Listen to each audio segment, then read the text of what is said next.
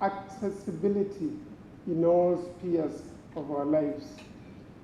Our world today is, or rather has been gradually becoming a digital world where it is the technology that counts. And if we are behind with technology, then there is no place for us in today's world.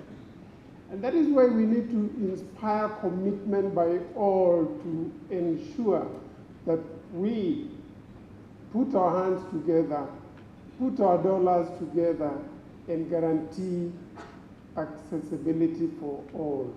And more particularly for persons with disabilities, because that is really where the shoe pinches. We all want to take inclusion to the next level. I know we've had our baby steps from years back when assistive technology came, but of course at a grand cost. You know what it means to be able to access technology by persons with disabilities. We know what it means to access your workplace for those who are on wheelchair or require modified motor vehicles to be able to get to where they have to get to earn a livelihood. Indeed, society at times judges us and puts us aside on the pretext that disability is too expensive to bear. It is not disability that is expensive.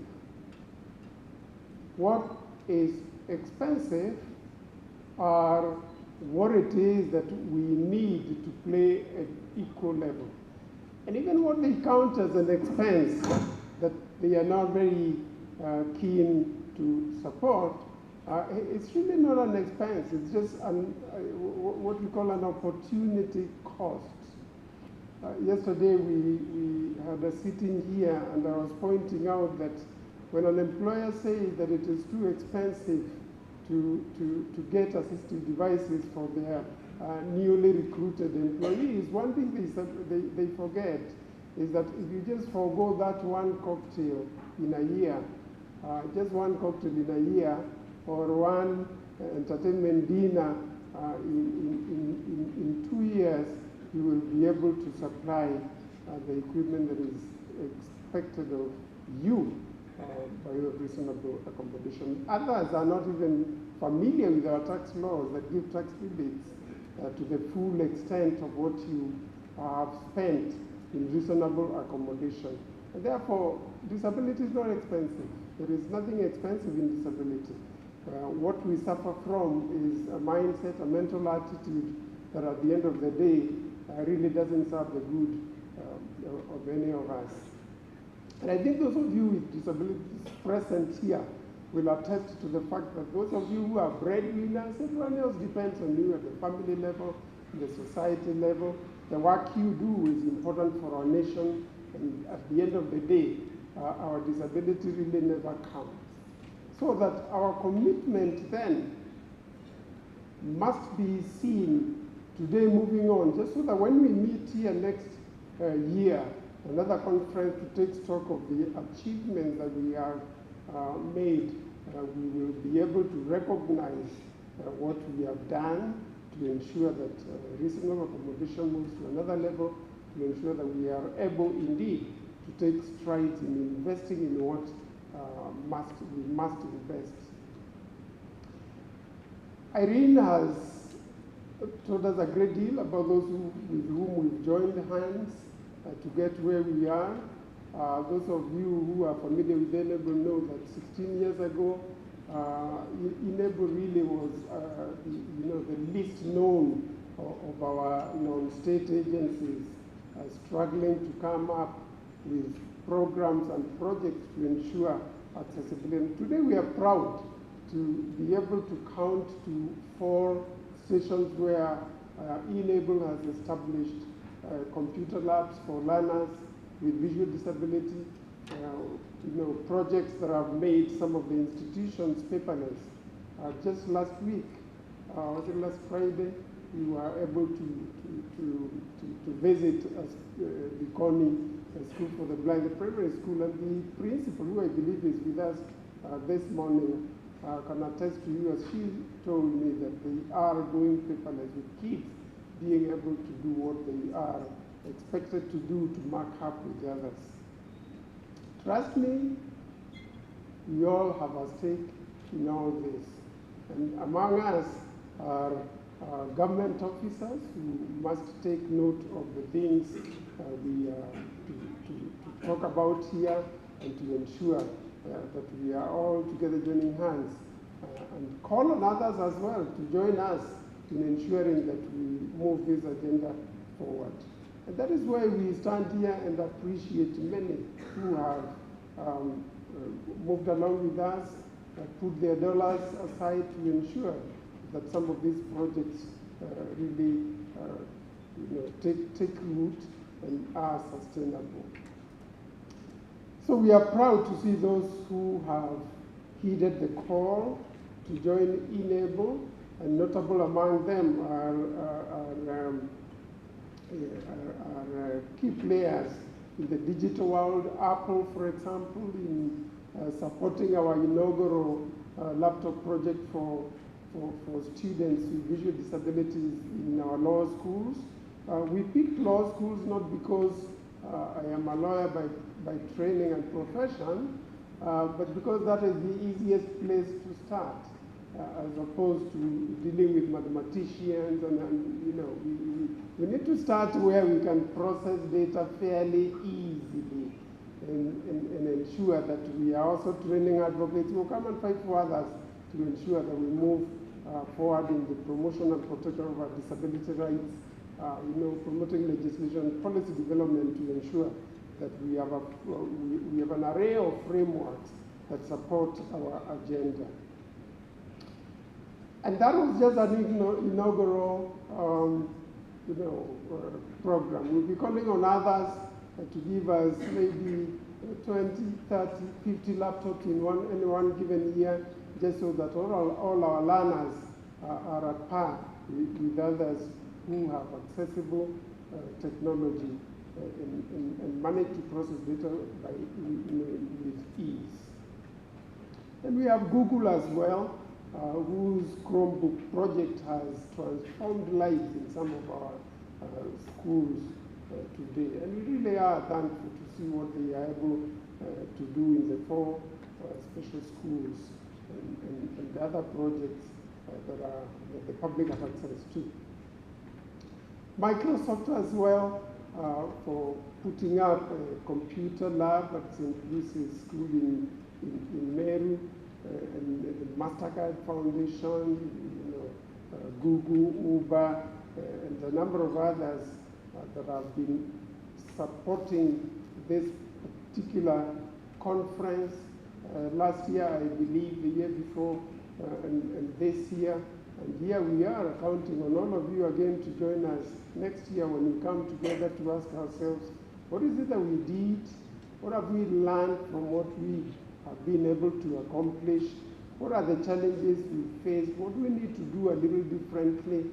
And what we require to do what we must do to move forward and achieve what we are set, what we have set ourselves up to achieve. So it is my hope that you will enjoy the conference, that we will have an exchange of not just technical but other informative material that will guide and inform our way moving forward. And I hope you will also be able, or you will get a perfect opportunity to associate with those others in attendance, to get to know each other and get to know the best way we can join hands to do what we must do to move our agenda forward. At the end of the day, all we want is to be part of the inclusive development that we all talk about at the global level.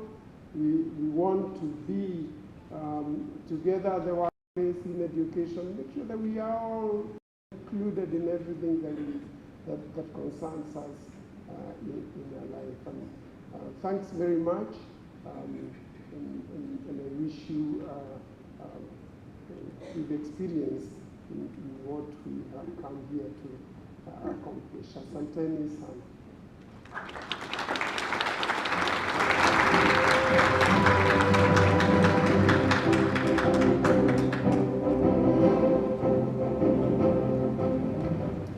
Thank you, Honorable Lightwater. So next, I have the great pleasure of inviting our keynote guest to come and join me. Of course, he's in the office of the President, so we hope he's had a chance to see what we are doing and what our needs are, because we'll be knocking on your door.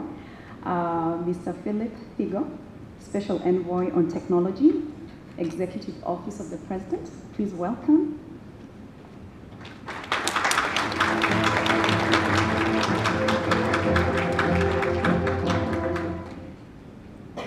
Good morning. Good morning. Am I the boring one who's coming to speak? Let me just say it's been a lot to take in. First of all, just for protocol, Honorable Justice Lightwater, Court of Appeal and Chair of Enable Board, Irene, of course, Executive Director of Enable, I cannot miss to say this. It's very fancy names, right? So Babushka, DJ Wiwa, Queen of the Decks, and a poet, and a very savvy businesswoman. I heard you do a plug there. MC on wheels, you know. I didn't know ADHD was also a hustler in steroids, because she was doing 1,000 things. So, and Emmanuel, I don't know where Emmanuel is. Let me confess, for those who have happened to have known me when I was younger, I had a serious stutter. Serious one. I was in Olympic primary school and it was quite a challenge. But Emmanuel, the greatest people had stutters. James Earl Jones, Bruce Willis, Samuel L. Jackson, Tiger Woods, Ed Sheeran, and last but not least, the President of the United States, Joe Biden. So you have lots of examples to emulate, and I think you will get there in time. Many of us tried. I know speech therapy is very expensive. Some of us found a way to get technology to get us there. I was in Second Life, for those of you who are as old as I am. Second Life was one of the oldest virtual worlds. So I found time to be there. And it improved my speech a lot. So you can have technology now. It was expensive then. Now it's affordable. So I think if you have speech challenges, there are options now. Let me quickly get into my speech. It's not a speech. You're really making me work hard. I never knew what color this was. I had to Google. It's called shark gray. I'm wearing a shark gray suit, black shoes, black socks. I wouldn't even dare to say what this tie is. And I have glasses. And I think I'm dark black, for those who know me, from where I come from. Anyway, you made me work hard, but you made me think a lot. And that's what I kept on saying. You really, really have made me think a lot, and thank you so much for this experience. Because sometimes we take things for granted, but I guess we have to listen differently. I'm going to try and sort of frame my sort of keynote around having looked at the program, but also what I'm increasingly doing now, both for Kenya, but also at the global stage, is basically around how do we ensure that we have a digitally inclusive future. And I think having listened to the previous context, I know the context was very heavy around persons with disability, but let me also talk about a global context, because persons with disability are actually within this environment. And so we know now that we have three big shifts. And I think Irene has mentioned, of course, we have a shift around climate. The world, as you know, some of us who are thinking of selling our cars and buying boats, we know what happened last week. We have a challenge of demography. The world is getting very young, but also getting very old. And then, of course, technology, as we've had, has been a big accelerator, but also a big equalizer. But I think beyond that, and I know we've had, and I know I was talking to Oscar, one of my good friends from State House, around the interview that happened this morning, and to think about how technology is making new breakthroughs, but also how we can shift global economic power around how technology works, but for people. But I think the reality is that things are moving very quickly. And yet the world demands us also to be patient. And so I think there's a balance. But I think the challenge is also technology is no longer something we leave in the office. What is the first thing you looked at today morning, for those who can see? Also for those who can touch. First thing? Your phone, right? It probably woke you up as an alarm. And so, I mean, technology definitely is impacting how we live, learn, work, communicate, and engage. It's very much in every aspect of our life. But I think if we look at digital this year, and it was interesting to hear the colleague who was speaking to Safaricom, and you're right, I mean, if mobile is 5.6 billion, meaning that 69% of people have mobile phones, then there has to be a way that that platform becomes inclusive. And so I think something that I'm really going to take it up to that extent. But also, as you see, the world is increasingly getting very young. Internet adoption, as you see, is getting high, but we know we just have a problem this week because of fiber cuts. But I think it is something that we have to think about that. But as you see in our region, it's not much happening. And so beyond even persons with disability, we have a general inclusivity challenge around technology, that our continent still remains the least connected. Beyond that, you can see the massive unconnected populations. In our area alone, we have about 139 million people who do not have internet connectivity. And we've seen what technology can do, especially with persons with disability, but also persons who are also marginalized, whether it's poor populations or people in slum areas. But I always draw people into this piece, and this is why I was really excited to be here. It's what you do with it. You can see what other people do with it. You have connectivity, but all you do is chat and message. I think there are possibilities where with access, we can actually do better than just chat and, not that I'm saying chat and message is bad. I think it works. A little bit of data, 1 in 6 people are persons with disability, and glad to have had Honorable Laibuta talk about children, is 1 in 10 children experience a disability. About 1 billion people need assistive tech. That's about 2 years ago. That will double by 2050. 96% of the top online web pages have accessibility issues. 96%. I was telling big tech, I can see your logos there. 96%. That's a problem. If it was 50, yes. When it's 96%, it's a genuine design problem. And so we need to think about how we design online for persons with disability. But I think, let's be honest, and I wanted to bring that there. There's money. That's what you're missing. So if you are only 96%, you're missing 8 trillion of disposable income with persons with disability. It actually makes business sense. And so let's think about it in a way. Technologies that I'm increasingly seeing that are driving inclusivity, of course, AI, that's a new child born the block. We've seen AI-powered readers. We've seen translation tools. We've seen AI customizing learning content, including kids with autism. You can actually, if you go the extra effort with this technology, do better. Blockchain, and we know this, persons with disability, because somebody has to collect money for you. With blockchain, money can get to you without necessarily being we know how it works here. Issues around security and transparency, which is a big deal. Of course, additive technology, we know with 3D printing, we've seen new materials, but also we're seeing new solutions. It all talks about investment and purpose. How do we, by design, leverage on these new technologies? Of course, Internet of Things, we know sensors are everywhere, whether it's in public transportation, whether it's in brain-computer interfaces. The possibilities are endless with this technology. And this year, I think a lot of investment went into spatial computing. We've seen what Apple has done. We've seen what Meta is doing around getting virtual, augmented, and mixed realities, which is important. And one of the benefits of these technologies that was not as advanced as it is right now. But I think immersive worlds are interesting because then it disconnects you from a world where you're judged because of how you look, but then you can basically engage in different ways. So spatial computing is growing, and I think that's a possibility, and we need to think about that as we move forward. I think basically, as we know, the world is increasingly integrated.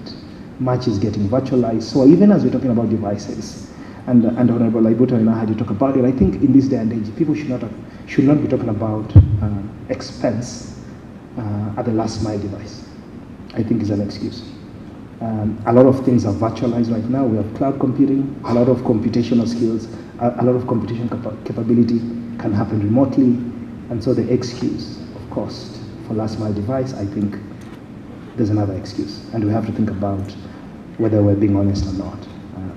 And so, as we know, COVID-19, I think was an opportunity. I still believe it was a big opportunity, that the world increasingly became very virtual. And so I always put this up, that a lot of jobs started going, but also a lot of jobs started coming in. I will leave the slides, don't worry, don't have to take photos. Open government is a good thing, I'll share that. But I think if you look at the jobs that are growing, AI and machine learning, sustainability, business intelligence, information security. If you're in this room, I would not lie to you that you're best placed for these jobs. That many of us who are hardened onto the old jobs as bank teller. Hey, who's a bank teller? Bank tellers, don't be shy. Postal service clerk, cashier, data entry. Okay, I'm just saying you'll be jobless, so you need to talk to some of us very quickly. But let's be honest. So those are the big skills on the rise. So critical thinking doesn't require much. Analytical thinking, technology literacy, you just need to be fluent so that you can adapt very quickly. Curiosity, and lifelong learning. Reliance, flexibility, agility. If the face of Africa was anything, it was number 5. And so for me, I need to get this mindset here, that you are far much more better prepared than some of us, if you're in this room, because that's just where the world is going. And so please, I'll leave this. Those are the big skills. And we know why this has happened. We are more connected. We are highly mobile. We have very funny behaviors. I know Babushka is on TikTok. They're big on social. Massive on social. Yeah, please do that. Stop taking photos of your food before you eat. Strange behaviors. I'd rather do that than before you eat, take a photo. I don't get it.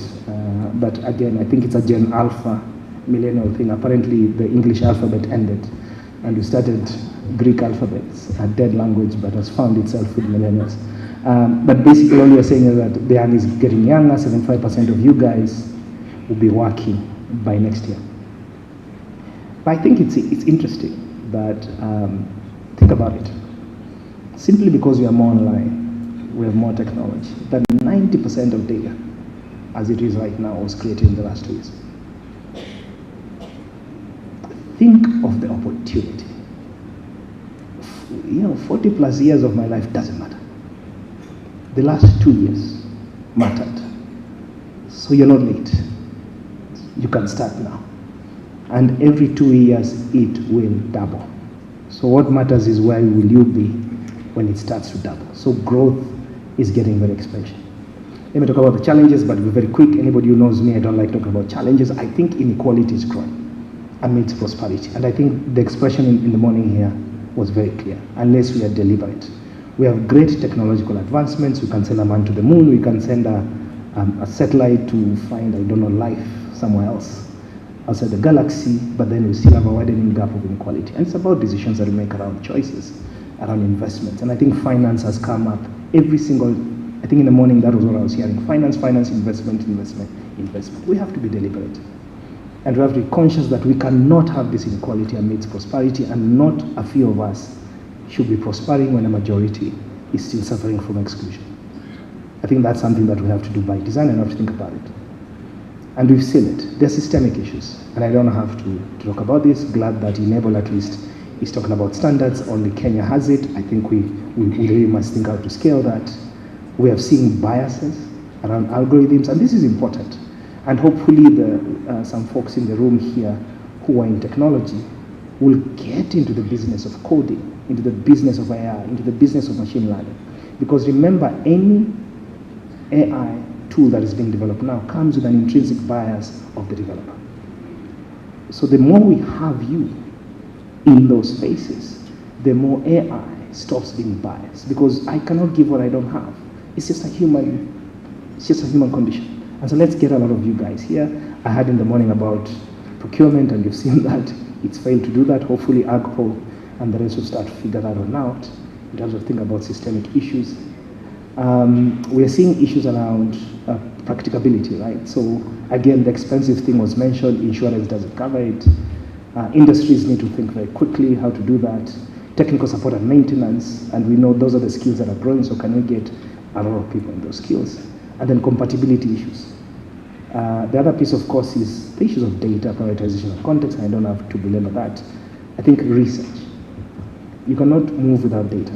And the sense that I have, and my take home from this is, with NACOSI, with the National Agency for Science, Technology, and Innovation, with a couple of folks that I'm already talking to right now, is you need to think about how do we also ensure that research looks into the area of persons with disability with a wealth of knowledge that was here before. And I like the phrase, you cannot do for us without us. I think somebody said it in the morning. So it needs to be an inclusive sort of design as we do that. Quickly, and I always end up with the hope, is that, as I said, there's an opportunity to shape the future. The future is not yet cast, is not yet shaped, and I can speak from authority on this piece. This is the time to get in. It's not late. And so if we can galvanize around enablers are here, let's figure out how to ensure that a lot of these advancements also build for everybody and not just to build for a few. And I say it's not cast. Of course, the big thing is, as we know, silos. I see this as a silo. I need to see you in other places. I don't see you. Apart from Bernard is my stalker. There's Bernard, he's there. That's my only stalker there. Let's get out of the silos. I was very glad to come here so that we have some integration. And so that we begin to understand, it has to be deliberate. Unless you do it, nobody will do it. The other piece, of course, is investments. And I always put that thing. That I also need you to help us. Because as I said, as much as you look at persons with disability in Africa as a marginalized group, Africa in itself is marginalized globally around technology. So there's a bigger piece of advocacy around building the industry of the future, but also the infrastructure that will power the future. So whether it's data, whether it's energy, whether we buy enough computers or not, we still need to power it. Electricity is expensive, only a third of the continent is connected. We have issues around innovative financing. Everybody is struggling with finance. And so how do we ensure that we can innovatively finance this new revolution? And they're all interdependent. How do we ensure that our partnerships are a little bit different, not predatory, but are more respecting and are more collaborative? And finally, I think how do we ensure that we have a regime that skills, reskills, and upskill? We need to rethink. I've had education, but I'm going to skill. That how we skill must be different because the world is changing very quickly. How we skill, reskill, upskill is important. Somebody reminded me in the morning, and I kept on hearing that some disabilities are discovered very late, which means we have to figure out how to quickly have capabilities to reskill based on those sort of realities. And so how we do this, I think, and this is an all-in effort, and hopefully we can work on that. As I said, it makes business sense. I had to bring this because a lot of things are going online. So 56% of persons with disabilities have cited accessibility of not using platforms. So people who are selling online, think again. I'm still making the business case because sometimes the business case is what sells. And so hopefully we can think through this. Irene, this is to you. Part of my work, of course, as a Kenyan Special Envoy in Technology is to help the country in terms of global negotiations on technology. This year is a big year. We are having the Summit of the Future, the Global Digital Compact. For those of you who saw the weekend of the Civil Society meeting, the Secretary General was here. I did not see many of you there. What I will need from you, from this meeting, is some recommendations. before you send me the recommendations, please look at that report. I sit in the board. As direct as it is, let me have it by 31st of May, if I can. That's the Global Digital Compact and Summit of the Future. I'm in the UN Secretary General's Advisory Board on Artificial Intelligence. As you give me, I'll put it in as is. Just refine it and send it to you. I wish I was here before. We passed that. There's an AI resolution. I know it doesn't have a language of person with disability, but there's another opportunity. There's a new resolution on the floor of the United Nations General Assembly on capacity building. Hopefully I can get that language and I'll make sure it goes in. The faster you do it, the better. I'm very practical, as you see. But hopefully I think the imperative, and this is my job really, how do we build a safe, secure, inclusive, and trusted digital future that puts people in all their aspects at the center. And these are a couple of the moments. I always say seize the moment, right? The first one I think is including private sector. Please put in money. It's about money, let's be honest. The second thing I think is about enforcement. I've had policies, legislation, but I think enforcement is always an issue. Let's see how we can enforce disability rights. I think we need to train, including citizens, on the need to resource. Honorable KJ was not here. I think it's something that I'll try and get him. We'll go to the same coffee shop. I'll try and get him around resourcing. I think that's important. I think the idea, and I've had it in the morning, and hopefully we can get a lot of you guys in the big innovation spaces, whether it's with KONZA, whether it's the Kenya Innovation Agency, so that you can be part of the innovation ecosystem. And I think the final one is about collaboration. Let's not just meet in an Enable, it's called conference, Enable Africa conference. It only happens once in a year, and during COVID it doesn't happen. Let's see how we can make this more deliberate. Happy to host some roundtables and have conversations with other people. My colleague Kate is somewhere here. She does that. And with that, thank you so much and wish you the best.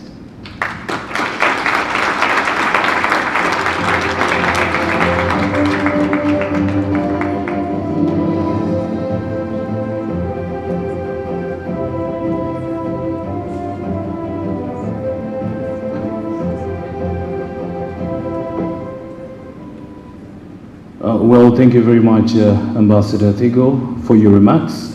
And of course, everyone who's participated in the morning session, remember, we'll be running the sessions concurrently right after break. But I'm also reminded that Irene, the Ambassador Thigo, and the Honorable Justice Laibuta should be heading to the media room for briefing. That is at Chui, and the media team is also requested to join them there for the briefing. With that, that marks the end of our first session. We should be back right after break. I'm sure you can check the program. It has indicated there the time. We're a bit behind schedule, so kindly just take about 15 minutes and let's be back for the second session. Thank you very much, ladies and gentlemen, and see you then.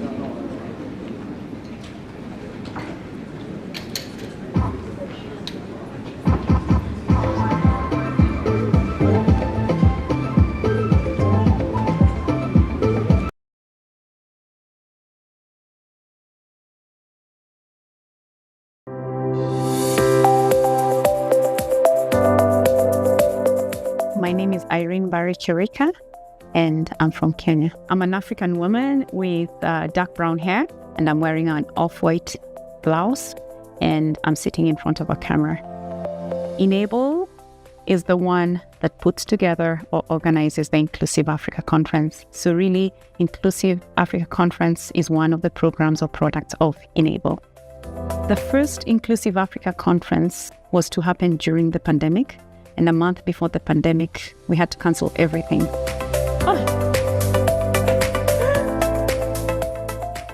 So we ended up doing a virtual conference in September of 2020.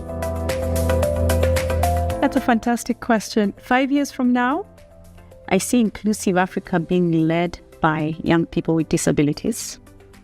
I see Inclusive Africa becoming the center for knowledge in terms of people coming to share their research papers, their projects that they are working on. And number 3, we're seeing Inclusive Africa becoming the center for assistive technology innovations across Africa, because we want to make sure we are showcasing what's going on in the continent, what type of innovations are young people coming up with. We hope that this conference can help persons with disabilities have access to information and have access to accessible digital products and services. And we hope we can promote digital inclusion across the African continent.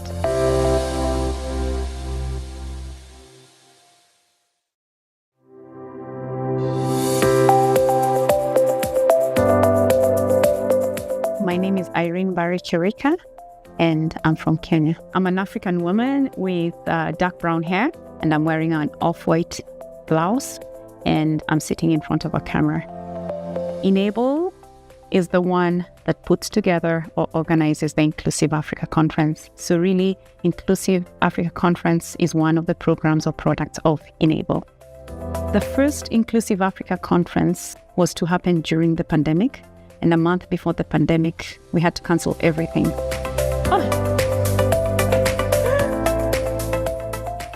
So we ended up doing a virtual conference in September of 2020.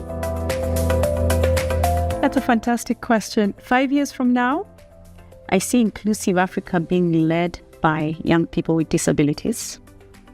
I see Inclusive Africa becoming the center for knowledge in terms of people coming to share their research papers, their projects that they are working on. And number 3, we're seeing Inclusive Africa becoming the center for assistive technology innovations across Africa, because we want to make sure we are showcasing what's going on in the continent, what type of innovations are young people coming up with. We hope that this conference can help persons with disabilities have access to information and have access to accessible digital products and services. And we hope we can promote digital inclusion across the African continent.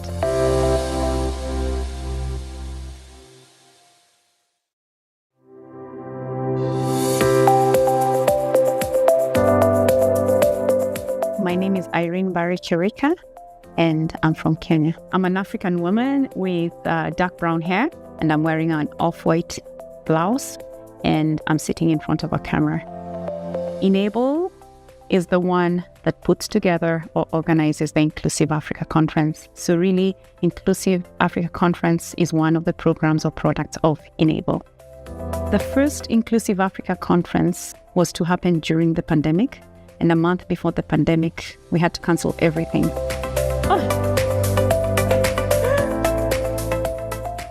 So we ended up doing a virtual conference in September of 2020.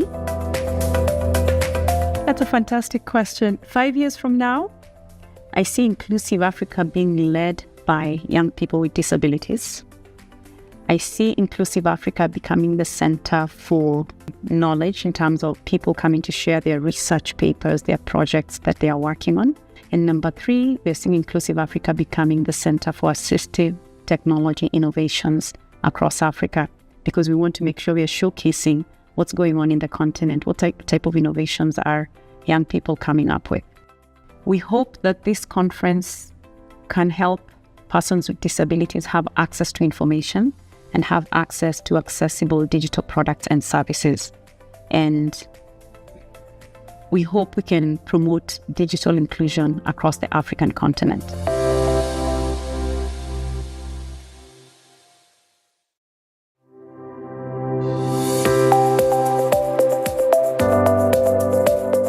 My name is Irene Barry Chirika, and I'm from Kenya. I'm an African woman with dark brown hair, and I'm wearing an off-white blouse, and I'm sitting in front of a camera.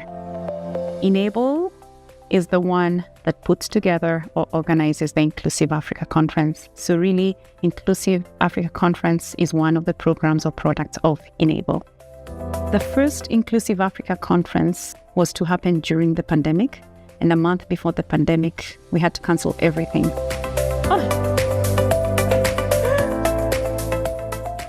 So we ended up doing a virtual conference in September of 2020. That's a fantastic question. 5 years from now, I see Inclusive Africa being led by young people with disabilities. I see Inclusive Africa becoming the center for knowledge in terms of people coming to share their research papers, their projects that they are working on. And number 3, we're seeing Inclusive Africa becoming the center for assistive technology innovations across Africa, because we want to make sure we are showcasing what's going on in the continent, what type of innovations are young people coming up with. We hope that this conference can help persons with disabilities have access to information and have access to accessible digital products and services. And we hope we can promote digital inclusion across the African continent.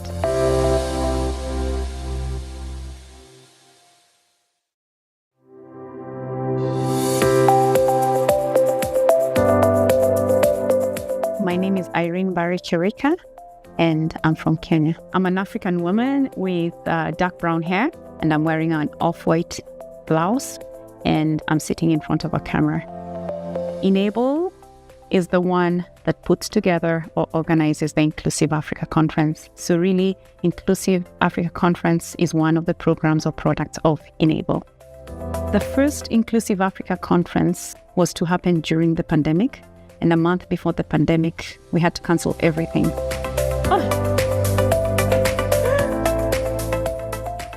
So we ended up doing a virtual conference in September of 2020.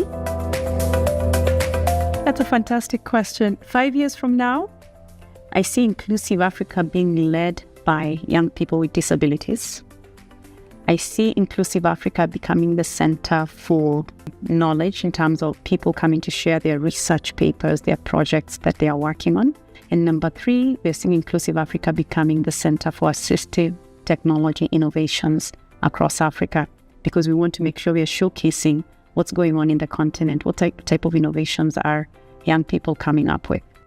We hope that this conference can help persons with disabilities have access to information and have access to accessible digital products and services. And we hope we can promote digital inclusion across the African continent.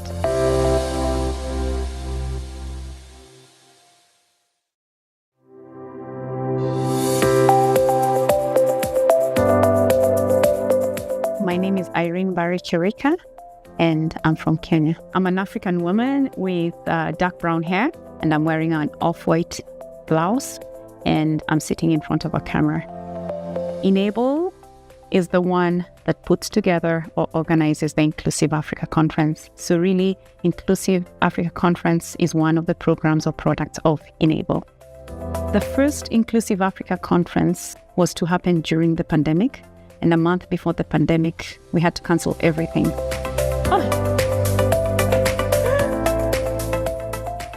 So we ended up doing a virtual conference in September of 2020. That's a fantastic question. 5 years from now, I see Inclusive Africa being led by young people with disabilities. I see Inclusive Africa becoming the center for knowledge in terms of people coming to share their research papers, their projects that they are working on.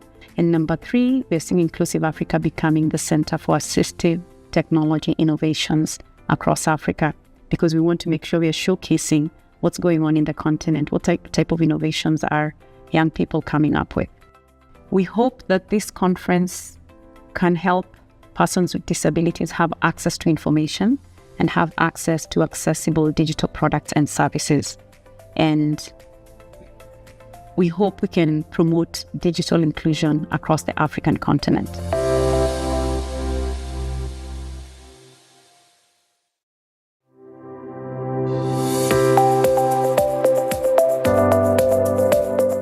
My name is Irene Barry Chirika, and I'm from Kenya. I'm an African woman with dark brown hair, and I'm wearing an off-white blouse, and I'm sitting in front of a camera. Enable is the one that puts together or organizes the Inclusive Africa Conference. So really, Inclusive Africa Conference is one of the programs or products of Enable. The first Inclusive Africa Conference was to happen during the pandemic, and a month before the pandemic, we had to cancel everything.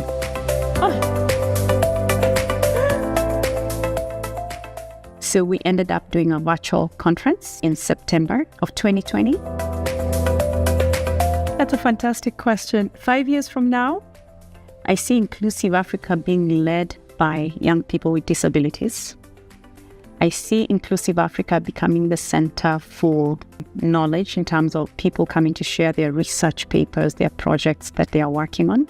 And number 3, we're seeing Inclusive Africa becoming the center for assistive technology innovations across Africa, because we want to make sure we are showcasing what's going on in the continent, what type of innovations are young people coming up with.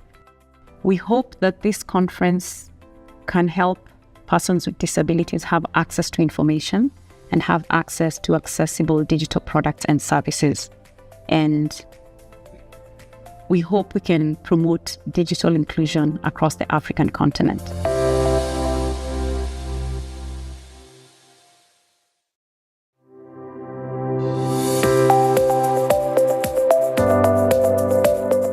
My name is Irene Barry Chirika, and I'm from Kenya. I'm an African woman with dark brown hair, and I'm wearing an off-white blouse, and I'm sitting in front of a camera. Enable is the one that puts together or organizes the Inclusive Africa Conference. So really, Inclusive Africa Conference is one of the programs or products of Enable. The first Inclusive Africa Conference was to happen during the pandemic, and a month before the pandemic, we had to cancel everything.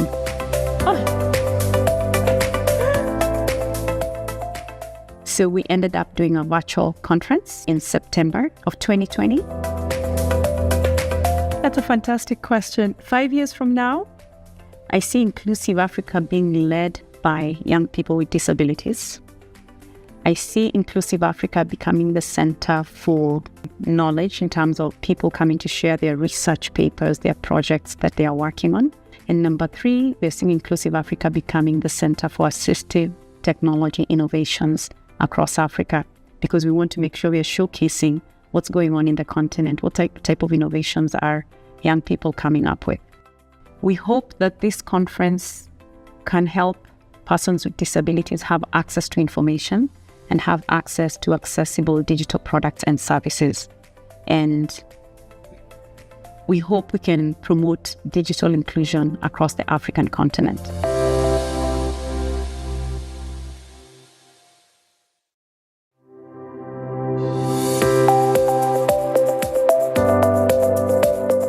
My name is Irene Barry Chirika, and I'm from Kenya. I'm an African woman with dark brown hair, and I'm wearing an off-white blouse, and I'm sitting in front of a camera.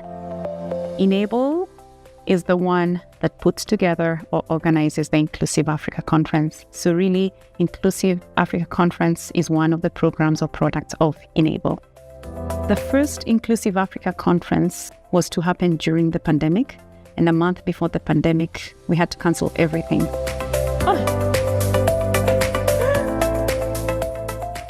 So we ended up doing a virtual conference in September of 2020. That's a fantastic question. 5 years from now? I see Inclusive Africa being led by young people with disabilities.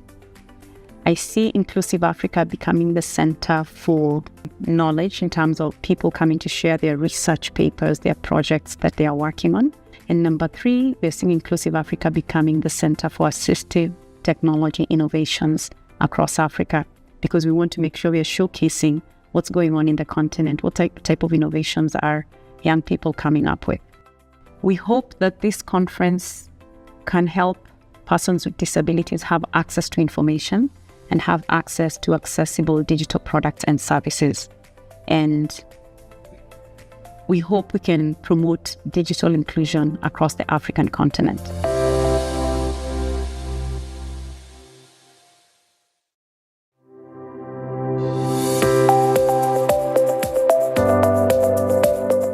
My name is Irene Barry Chirika, and I'm from Kenya. I'm an African woman with dark brown hair, and I'm wearing an off-white blouse, and I'm sitting in front of a camera. Enable is the one that puts together or organizes the Inclusive Africa Conference. So really, Inclusive Africa Conference is one of the programs or products of Enable. The first Inclusive Africa conference was to happen during the pandemic, and a month before the pandemic, we had to cancel everything.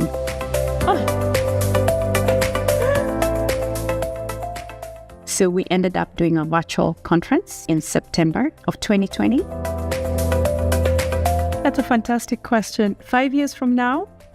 I see Inclusive Africa being led by young people with disabilities. I see Inclusive Africa becoming the center for knowledge in terms of people coming to share their research papers, their projects that they are working on. And number 3, we're seeing Inclusive Africa becoming the center for assistive technology innovations across Africa, because we want to make sure we are showcasing. I'm a white woman with light skin, and I have long blonde wavy hair and blue eyes. I'm wearing a black blouse with flowers on it and jeans, and I'm seated in a chair and looking at a camera. And this conference at Inclusive Africa is like nothing I've ever been to before. Uber was very proud this year to sponsor the Inclusive Africa Conference 2023 hosted by Enable. I personally have been following your founder for many years in the disability rights world and been incredibly impressed by the work that you're doing here in Africa. For me, the most important thing that's come out of this conference is the partnerships. There's a sense of community that I know the people that we've met here, we're going to build and work together.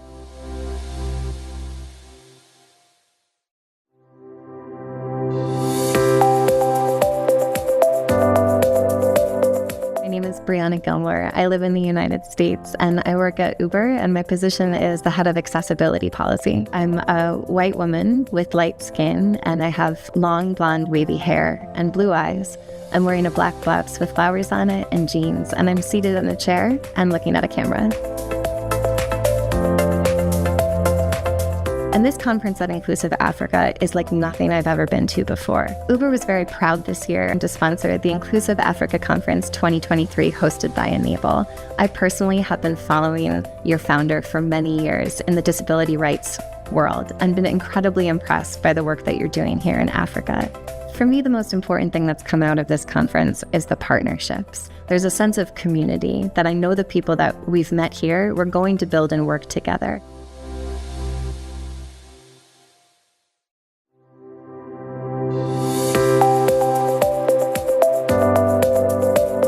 My name is Brianna Gilmore. I live in the United States and I work at Uber, and my position is the head of accessibility policy. I'm a white woman with light skin, and I have long blonde wavy hair and blue eyes. I'm wearing a black blouse with flowers on it and jeans, and I'm seated in a chair and looking at a camera. And this conference at Inclusive Africa is like nothing I've ever been to before. Uber was very proud this year to sponsor the Inclusive Africa Conference 2023 hosted by Enable. I personally have been following your founder for many years in the disability rights world and been incredibly impressed by the work that you're doing here in Africa. For me, the most important thing that's come out of this conference is the partnerships. There's a sense of community that I know the people that we've met here, we're going to build and work together.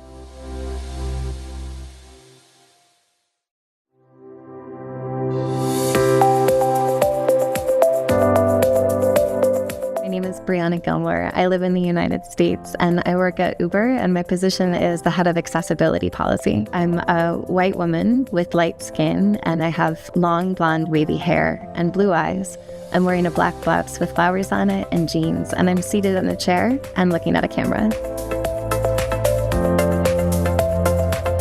And this conference at Inclusive Africa is like nothing I've ever been to before. Uber was very proud this year to sponsor the Inclusive Africa Conference 2023 hosted by Enable. I personally have been following your founder for many years in the disability rights world and been incredibly impressed by the work. My name is Laura Allen, and I'm from the United States of America. I am a white woman with long brown curly hair, and I'm wearing a black and tan dress with an interesting pattern that I can't even describe myself, and a black jacket, and I'm sitting on a teal chair posed for an interview in a room. I work at Google, and my role is head of strategy and programs for accessibility and disability inclusion. This is my first time at Inclusive Africa Conference 2023, and it has just been so powerful and so impactful. And I think the biggest takeaway is just how much we have to learn and how much we need to keep partnering with different organizations like Enable, different schools, and getting the word out about our technology so that we can then get the feedback from folks across Africa to be able to help drive improvements to how we're doing our product development and design.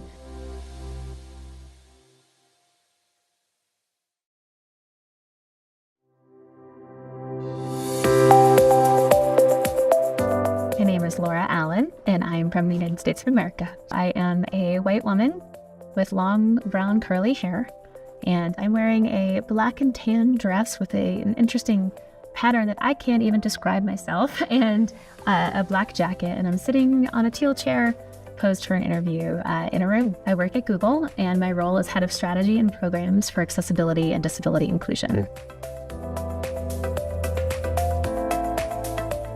This is my first time at Inclusive Africa Conference 2023, and it has just been so powerful and so impactful. And I think the biggest takeaway is just how much we have to learn and how much we need to keep. My name is Sophie Okonkwo. I am from Lagos, Nigeria. I work at Microsoft. I'm a senior talent acquisition engineering specialist. I am a light-skinned African female. I have black hair, a white t-shirt, and a pale blue jeans. I'm currently sitting on a chair and taking this interview. In fairness, the conference has been really tremendous. If you look at 10 years back, you would find that the concept or the discussion around disability inclusion, disability awareness, disability rights haven't been as outspoken as it is right now. And I know, of course, that the conference is going to bring a strong level of awareness across Africa that would, to a very high degree, drive policymakers to be more inclusive in their policies for persons with disability. Microsoft is a really big company, and we are global, which means that for every tool and every technology that we build, we are not building it for just a specific demographic or a specific geography. We're building it for the entire universe. It's a no-brainer that we'll be here to really understand the place of persons with disability in Africa, their challenges, their struggles, and how we can truly make impact. And also to speak about the technologies that we have in place, and also create awareness and see how persons with neurodivergent conditions and physical disability can truly leverage our solutions for better living.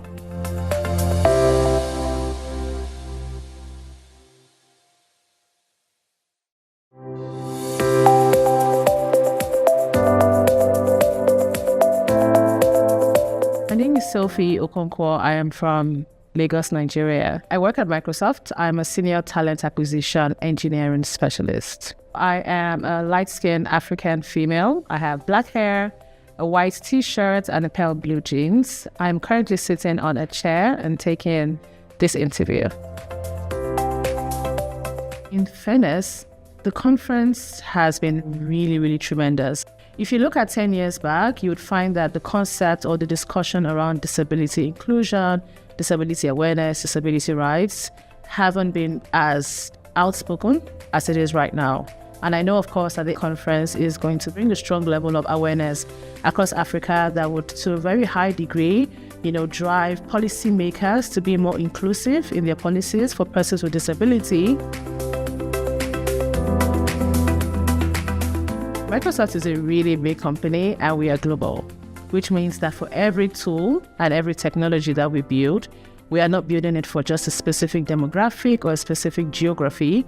We're building it for the entire universe. It's a no-brainer that we'll be here to really understand the place of persons with disability in Africa, their challenges, their struggles, and how we can truly make impact. And also to speak about the technologies that we have in place, and also create awareness and see how persons with neurodivergent conditions and physical disability can truly leverage our solutions for better living.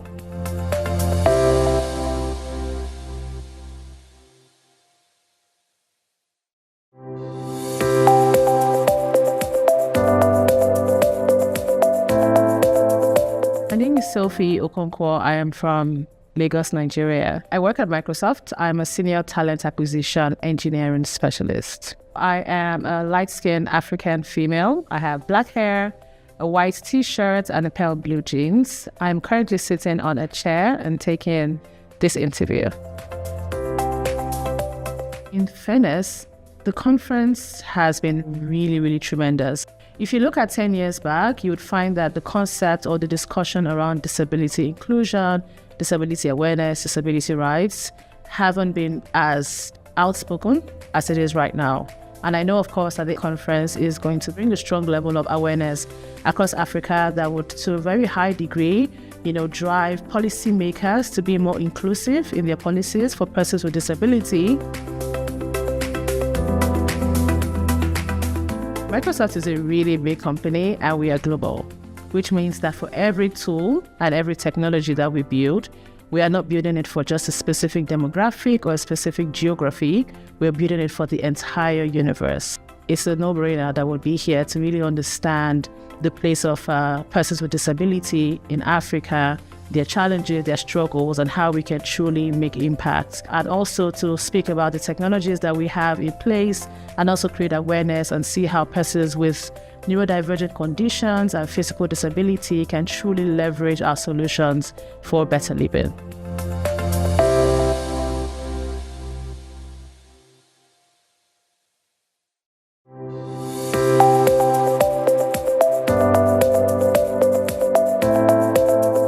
My name is Sophie Okonkwo. I am from Lagos, Nigeria. I work at Microsoft. I'm a senior talent acquisition engineering specialist. I am a light-skinned African female. I have black hair, a white t-shirt, and a pale blue jeans. I'm currently sitting on a chair and taking this interview.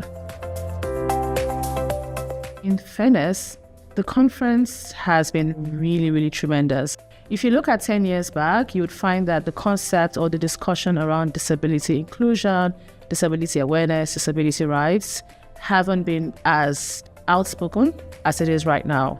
And I know, of course, that the conference is going to bring a strong level of awareness across Africa that would, to a very high degree, drive policymakers to be more inclusive in their policies for persons with disability. Microsoft is a really big company and we are global, which means that for every tool and every technology that we build, we are not building it for just a specific demographic or a specific geography. We're building it for the entire universe. It's a no-brainer that we'll be here to really understand the place of persons with disability in Africa, their challenges, their struggles, and how we can truly make impact. And also to speak about the technologies that we have in place. This is my first time at Inclusive Africa Conference 2023, and it has just been so powerful and so impactful. And I think the biggest takeaway is just how much we have to learn and how much we need to keep partnering with different organizations like Enable, different schools, and getting the word out about our technologies so that we can then get the feedback from folks across Africa to be able to help drive improvements to how we're doing our product development and design.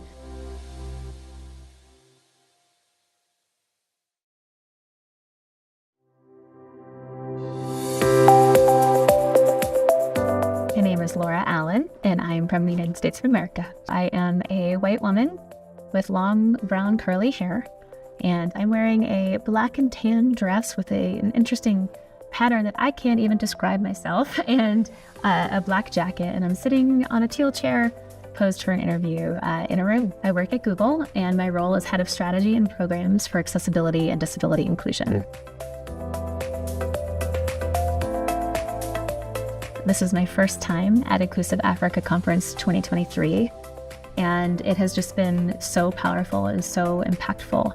And I think the biggest takeaway is just how much we have to learn and how much we need to keep partnering with different organizations like Enable, different schools, and getting the word out about our technologies so that we can then get the feedback from folks across Africa to be able to help drive improvement. My name is Irene Barry Chirika, and I'm from Kenya. I'm an African woman with dark brown hair, and I'm wearing an off-white blouse, and I'm sitting in front of a camera. Enable is the one that puts together or organizes the Inclusive Africa Conference. So really, Inclusive Africa Conference is one of the programs or products of Enable. The first Inclusive Africa conference was to happen during the pandemic, and a month before the pandemic, we had to cancel everything.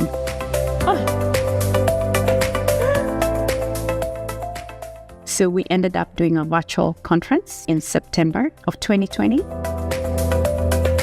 That's a fantastic question. 5 years from now? I see Inclusive Africa being led by young people with disabilities. I see Inclusive Africa becoming the center for knowledge in terms of people coming to share their research papers, their projects that they are working on. And number 3, we're seeing Inclusive Africa becoming the center for assistive technology innovations across Africa, because we want to make sure we are showcasing what's going on in the continent, what type of innovations are young people coming up with. We hope that this conference can help persons with disabilities have access to information and have access to accessible digital products and services. And we hope we can promote digital inclusion across the African continent.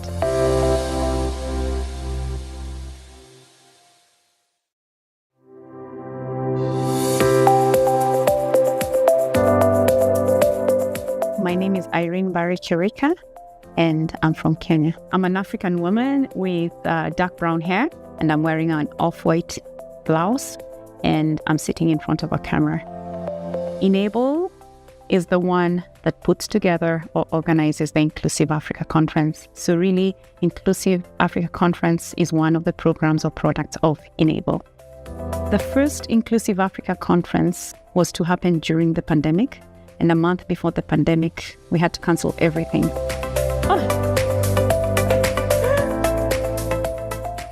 So we ended up doing a virtual conference in September of 2020.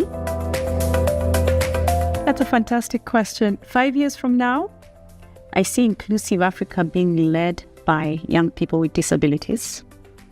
I see Inclusive Africa becoming the center for knowledge in terms of people coming to share their research papers, their projects that they are working on.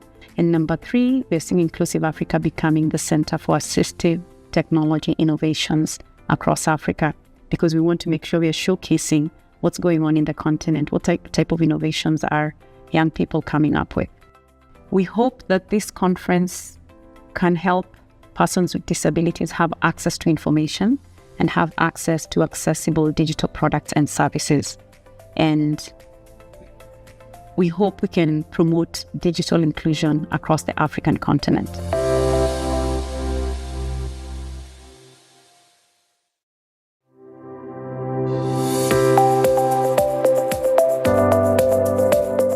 My name is Irene Barry Chirika, and I'm from Kenya. I'm an African woman with dark brown hair, and I'm wearing an off-white blouse, and I'm sitting in front of a camera. Enable is the one that puts together or organizes the Inclusive Africa Conference. So really, Inclusive Africa Conference is one of the programs or products of Enable. The first Inclusive Africa Conference was to happen during the pandemic, and a month before the pandemic, we had to cancel everything.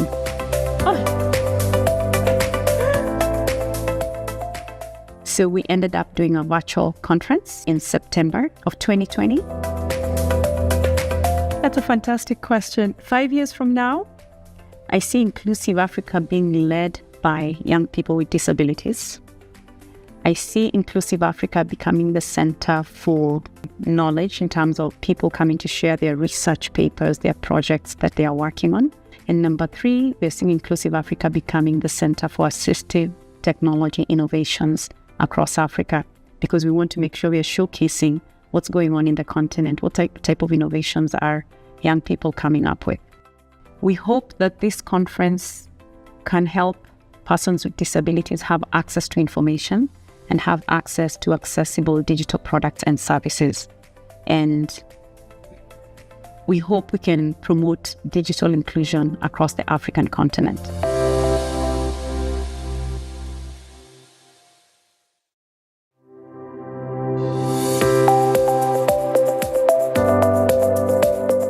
My name is Irene Barry Chirika, and I'm from Kenya. I'm an African woman with dark brown hair, and I'm wearing an off-white blouse, and I'm sitting in front of a camera. Enable is the one that puts together or organizes the Inclusive Africa Conference. So really, Inclusive Africa Conference is one of the programs or products of Enable. The first Inclusive Africa Conference was to happen during the pandemic, and a month before the pandemic, we had to cancel everything.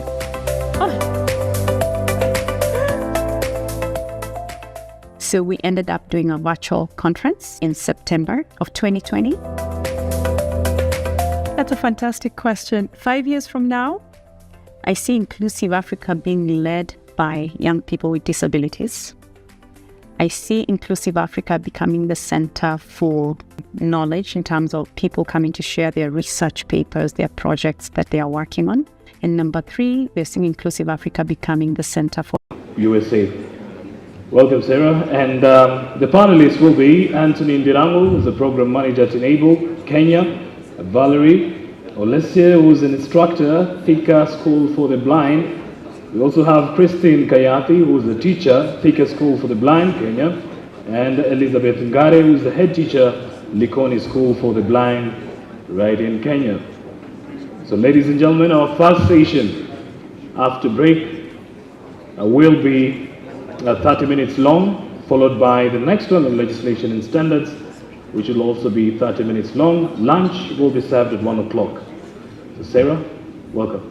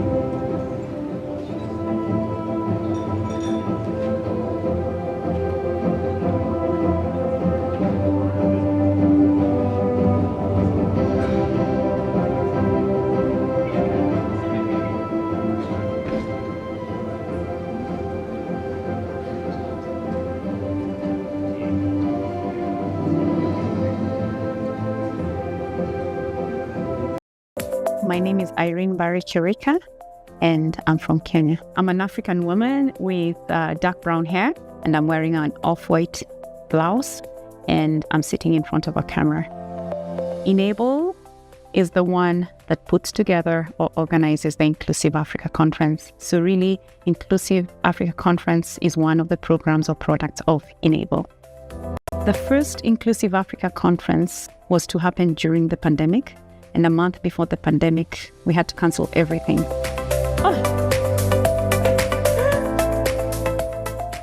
So we ended up doing a virtual conference in September of 2020. That's a fantastic.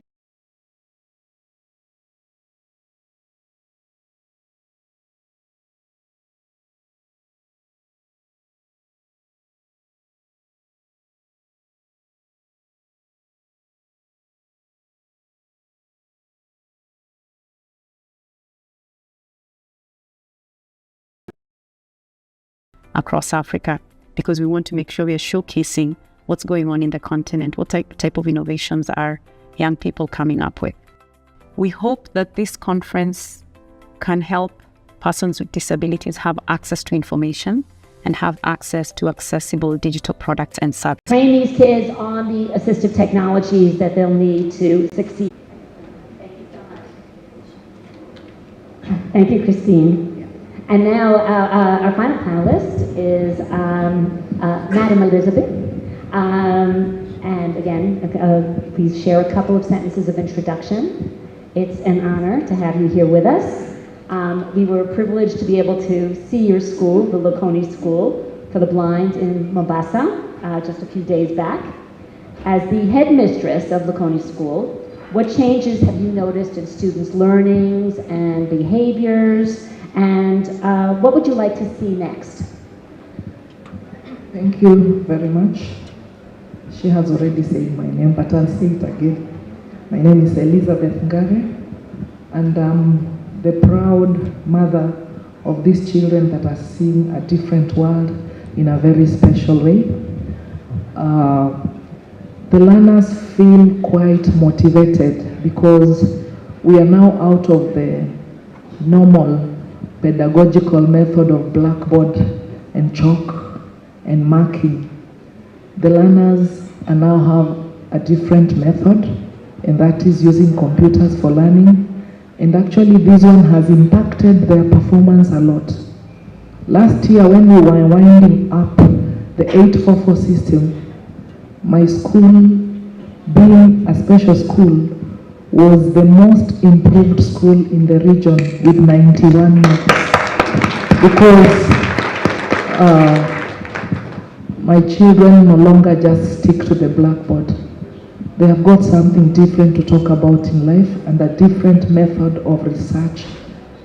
Yeah, it is very hard to peruse books here and there, but it is very enjoyable to go to the desktops and get this exciting moment of interjections of an advertisement, this and that. You know, that's a very... The 35 minutes we have in class don't have an advertisement in between or anything to make the child feel it's exciting. But I must say that the method that has been enabled by Enable is a very, very, very fantastic method to the learners. And learning has also been made practical, enjoyable, and independent.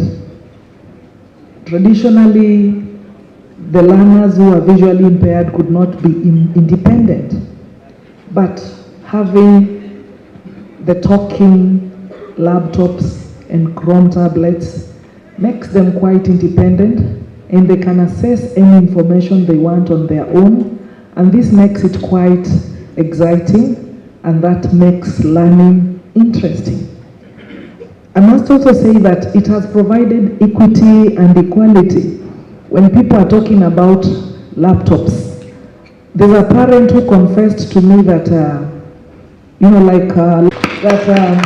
I saw them joining the school as very young children, and right now they are seated here like instructors. It feels so good to have children who have progressed, isn't it? Yeah. So my babies are inside here. That means they give the rest great motivation. So everybody tells me they're working so hard because they know that one day they may also be instructors. And that's why I really support the issue of making the whole farm and company wider and wider, because we shall provide workers to you that you have empowered with the skill. On to my next question, maybe the behavior. The behavior of my learners has totally changed. One, they are so committed, they are so busy. They struggle to finish their work. There's a lot of speed in the institution because we fixed computer on our normal timetable, and therefore the speed has to move on very fast. And if there is a classroom everybody longs to go to, it is the lab. You will find the lower grades chasing the senior. It's our time. It's so good to know that such age can struggle for that. And apart from that, these learners are more disciplined. The computer lab is our yardstick. You are indisciplined, you don't step in that lab for 1 week. Who do wish to miss those games? Who do wish to miss research? Who do wish to stay in that silent room? So we have used it as the stick in the school. We don't even have discipline issues because everybody wants to go to the computer lab. Their social time has also been really well used because our Saturdays and Sundays are weekends, And that's the time we give these children to have their leisure time, maybe playing here and there, but our games are hardly in the field. Everybody wants to come to the computer lab. We even had to schedule lessons for Saturday because they were scrambling and they all want to come there. What does that mean? That means that whatever has been taught has really sunk in them. And they are also proud to go with time. You know, right now everybody's talking about computer. So my children are within time. Sorry, I'm so used to calling them children because they are my babies. They are so much within time. So when people are getting proud of this and that, they are within the topic. They are not left behind the topic socially. Enable has enabled them to fit socially like gloves in the outside world. Maybe I'll talk about the teachers. Before the desktops and the Chromebooks were brought to the school, I have quite a big number of totally blind teachers. They were so computer phobia.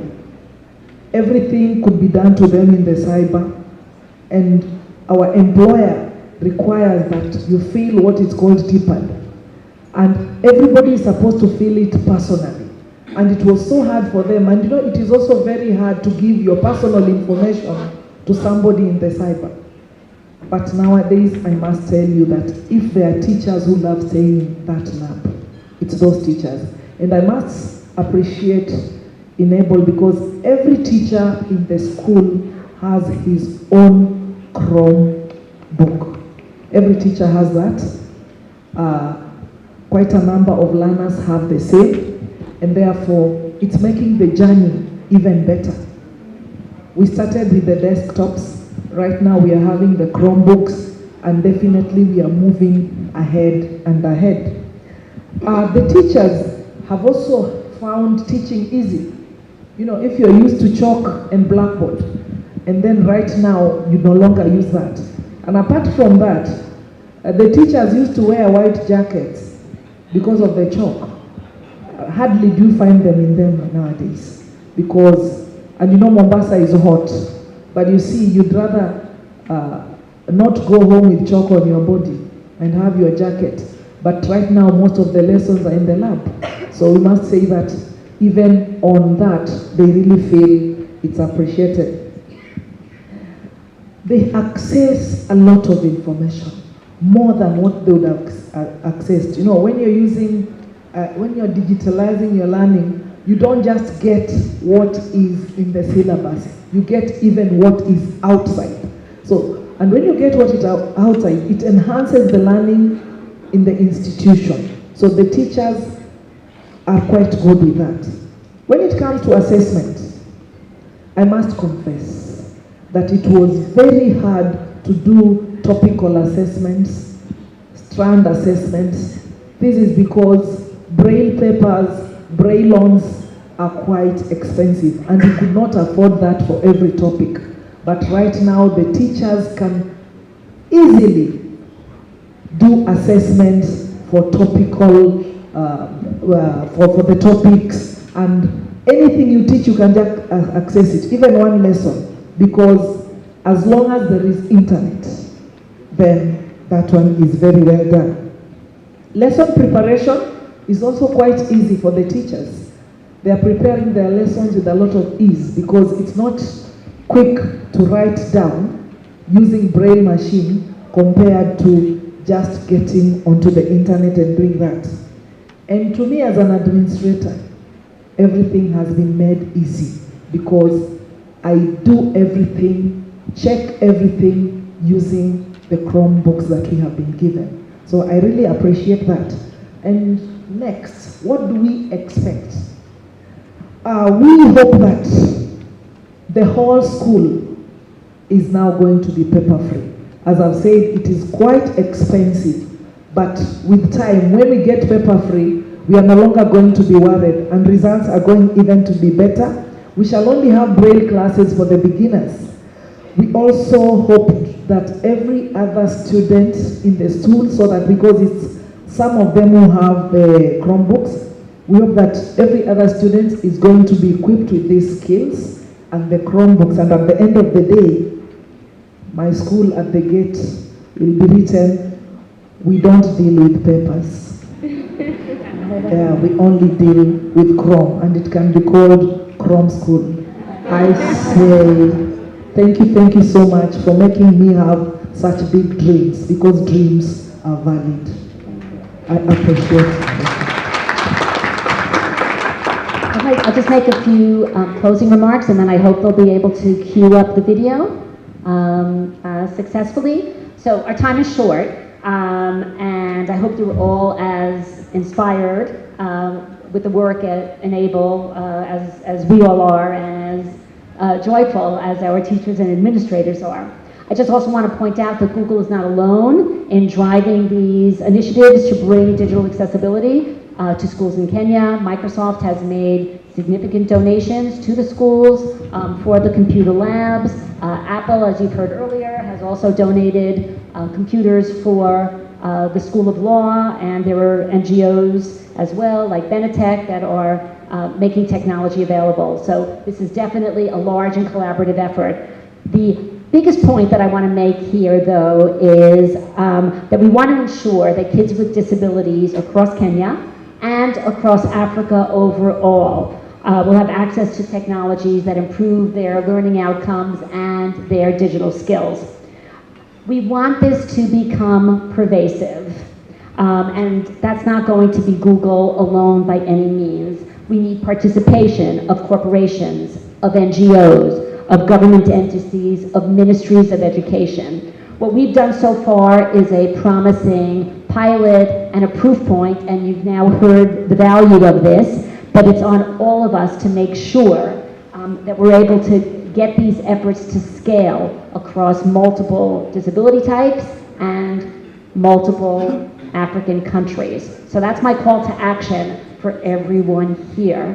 And with that, I'm hoping we can queue up the video.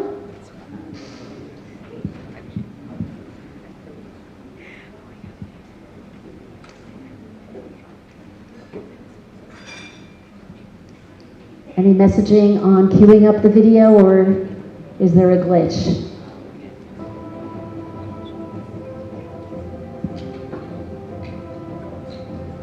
Well, yes? I'm sorry.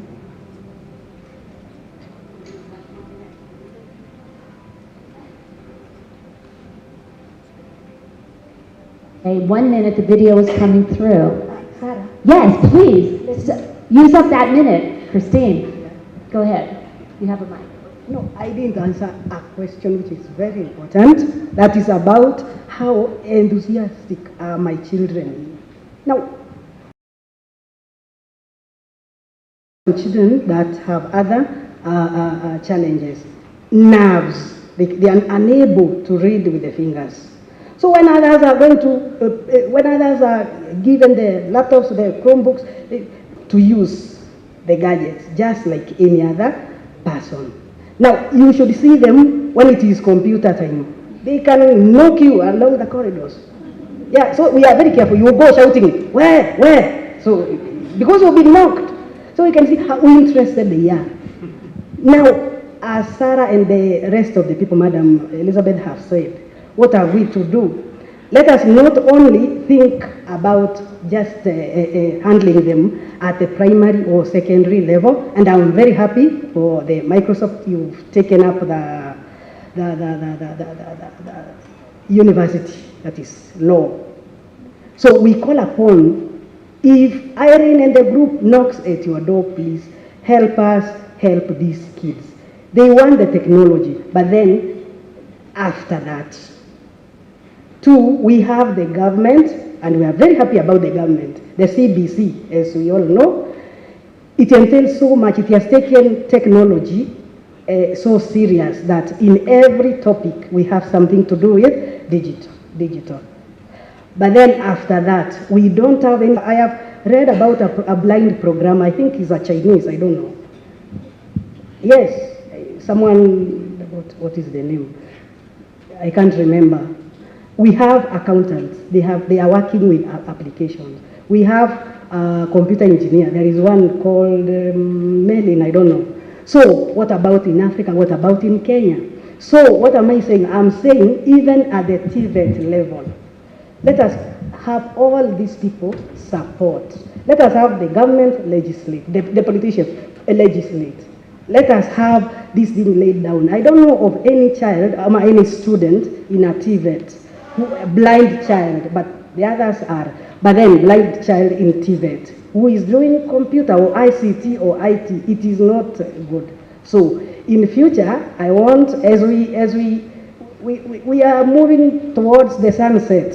So as we follow the sun, we want to be reading about a blind programmer or someone with disability who is a programmer, who is a, I don't know what, name them, those things under ICT. So apart from here, let us move these things to other levels. So when President Ruto talks about public-private partnership, can we all hold hands? Can we all support in whichever way? So we are very, very, very grateful to all those that have held our hands, to all those that have held the hands of the organizations that are supporting people with disabilities, that are putting people with disabilities to move with a very fast-moving world. So thank you very much.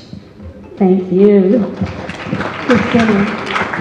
Excellent words, excellent vision of the future, and I think with that, we're able to do a video which will give you a brief summary of the work that's going on through Enable at the various schools, and you are the first to see it, as well you should be.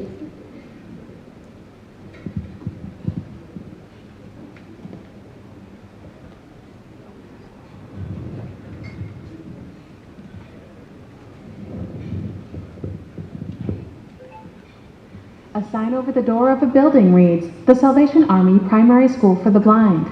In a classroom, English time, so our English books on. The students sit at desks with their books. Okay? So, today, we want to construct 8 sentences. A student reads a Braille book. A man sits before the camera. Simon Musau, senior teacher, Thika School for the Blind. Thika School for the Blind is a visually impaired learning institute which takes care of learners who have got some vision problem. Christine Kayafi, teacher, Thika School for the Blind. We don't give them any special curriculum. It is the same education. So the main aim is to equip them with necessary knowledge, skill, and attitudes that they need in life. Christine walks between the desks in her classroom. In our last lesson, we talked about occupations and jobs people do. Getting Braille books is quite a big challenge. You cannot just go and buy a Braille book. A printer embosses pages with Braille and teachers bind them into books. You will not easily find them in the bookshop. Getting information was a very difficult thing. Even reading the newspapers and so forth, it was a challenge because you could not access such information. Very good. One clap for Teddy. Very good. A row of cardboard boxes labeled Chromebook appears. Staff carry the boxes into the school. Enable is an non-governmental organization which was started to provide accessible technology to learners who are visually impaired in Kenya. Staff from Enable bring the boxes into a classroom and set them on the teacher's desk. The teacher holds up a box for his students. So the new technology is enabling our learners to get more information. The students open the boxes and unpack the Chromebooks. What am I holding here? A Chromebook? Yes. Why do you think you have brought in these Chromebooks? To read online. To read online? Another use? You are all right. This is a tool that is gonna help you during your classwork. Are you together? Yes. Are we together? Yes. Now, a student wears headphones as he works on his Chromebook. A teacher helps a boy with his laptop, and another teacher stands in front of the class. Are we happy? Yes. All right. It has really opened the doors which had been closed, information which had not been easier to get, we can get it. It has opened the information and taken care of things which we could not get access to before. It really matters to us. It's really a very, very important thing to us. Christine stands at the back of her classroom as her students work on their Chromebooks. Are we together? Yes. Are we together? Yes. Very good. Text appears, Kangaroo Digital Hub. A building constructed of brightly painted shipping containers and an arching glass roof appears. Inside, a sign for Enable hangs on the wall, above the words, Powering Digital Thoughts to Life. Now, we are doing almost everything online. As students do schoolwork on Chromebooks in the Digital Hub, a few of the students share feedback. It helps us in doing more activities. We are able to get more information through search. A student sits in a classroom. In the books, if I'm looking for something, it takes time, but in the computer, I just type and find it. A student types and a teacher leans over her shoulder to help her. Whenever the world is moving, everybody takes his or her part to ensure that also people with disability move with the world. People with vision impairment, with the new technology, given the opportunity, they can do very well. A multicolored logo appears, Google.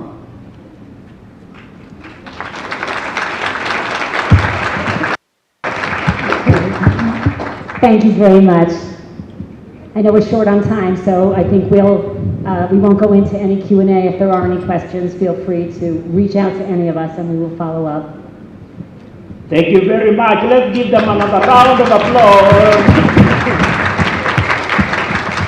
That was a very, very powerful panel with the moderator Sarah, and that's very, very powerful. Enable and Google doing a great, great job, and we've seen the testimonies. Did you like the boy was dancing? Wow, that really, really for me was very, very touching. Ladies and gentlemen, I know it has been a moment we've had, we've sat for about some time, and there is some information. So just to, as that, whatever we've had settled down, just give a high five to the person next to you. Just give them a high five and tell them it's nice to have you around. Yes, thank you. Ladies and gentlemen, thank you very much. We go into the next panel discussion, and this is about legislation and standards, paving the way for inclusive information. To moderate this very, very powerful panel, we have Honorable Justice Dr. K.I. Leguta, Judge of the Court of Appeal and Chair of the Board of Directors, Enable. A round of applause for Justice. His panel consists of Honorable Senator Crystal Asige, the National Senate, Kenya. A round of applause for Crystal. Then we have Shuaib Chaklem, Executive Director, African Disability Forum from South Africa. A round of applause. And from Egypt, Chairman NAID, Abdel Monem. A round of applause for him. So, just like the previous panel, we have 30 minutes for them, after which we break for lunch. Over to you, Dr. Leguta. Thank you.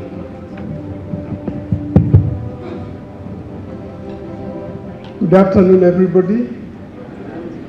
Yeah, we have this panel discussion. We want to focus very specifically on legislation and standards to see how legislations and standards pave the way for inclusive innovation.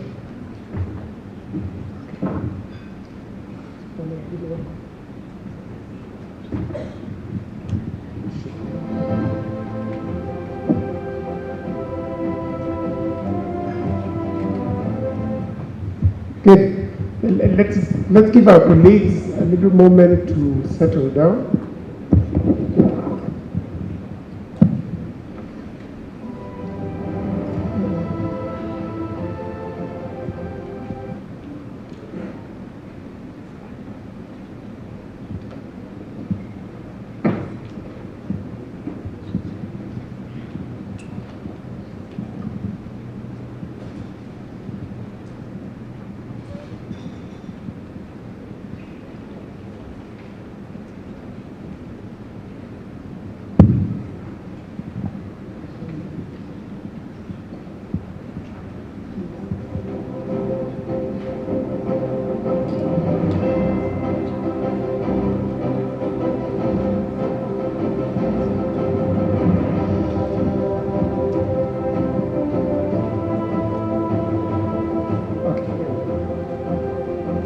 All right, I think we are set. So here we want to very quickly go through this topical discussion, legislation and standards, setting standards, legislating, just so that we have a framework that paves the way for inclusive innovation. I want to ask my colleague, my panelists, to introduce themselves. I'm sure you will have gotten familiar with me. I'm K.I. Laibuta.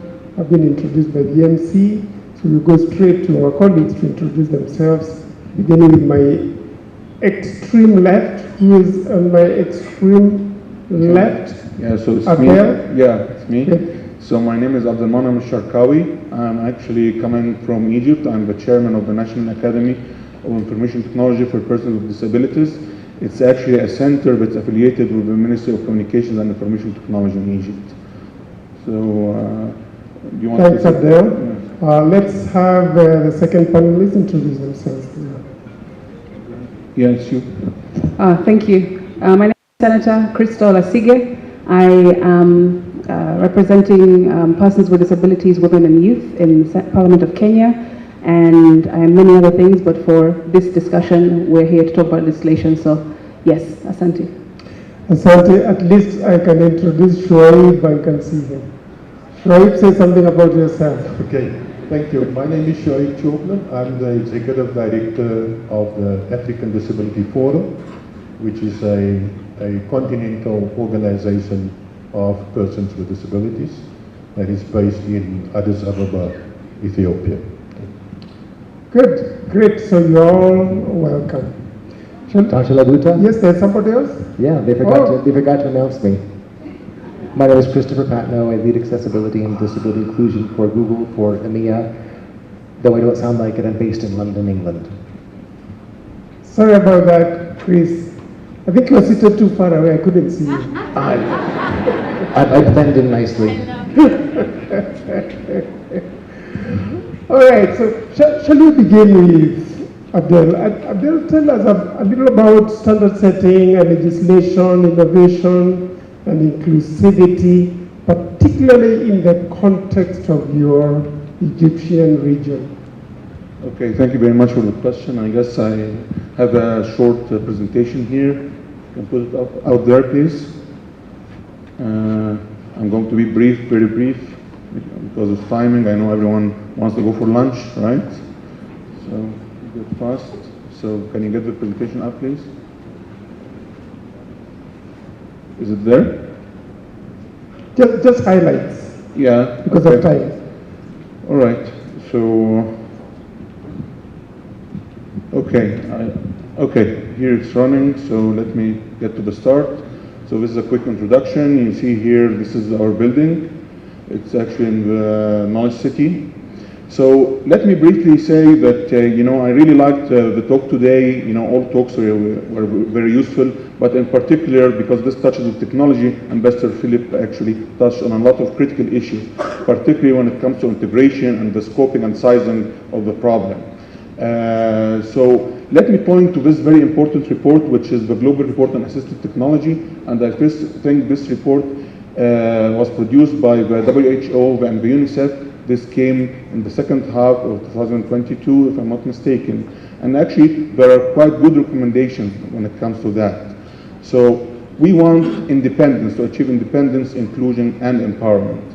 So really, and this goes with the UN, but no one is left behind. So when we do that, we use assistive technology. There are 1 billion people who are in need of that. And this is a huge market, by the way. So there is also a financial aspect to that. But when we are doing assistive technologies, this needs to be regulated. So, and this is the aspect I'm going to talk from an engineering or a technical perspective. So why do we really need standards? Because we need to ensure functionality. We need to ensure safety. And this almost goes with every device that we use on a daily basis. Reliability and robustness is of an essence here. Compatibility and interoperability is also very important. Also, all these advancements that we're looking at, ethical applications of technology are of importance too. So maybe those standards will help to regulate those issues. In the beginning, or in the title of my presentation, I didn't just point to standards, I also pointed to best practices, because things and technology is moving really very fast. So standards and how we cope with things really need to move in an agile fashion as well. And also this will serve for accountability, which goes to the regulation part. And there are more knowledgeable people here about law more than me. But part of the most well-known standard, and I'm not going to talk about it in details here because there will be other sessions that are going to talk about it, is the Web Accessibility Guidelines and the universal design. So there will be specific sessions about that.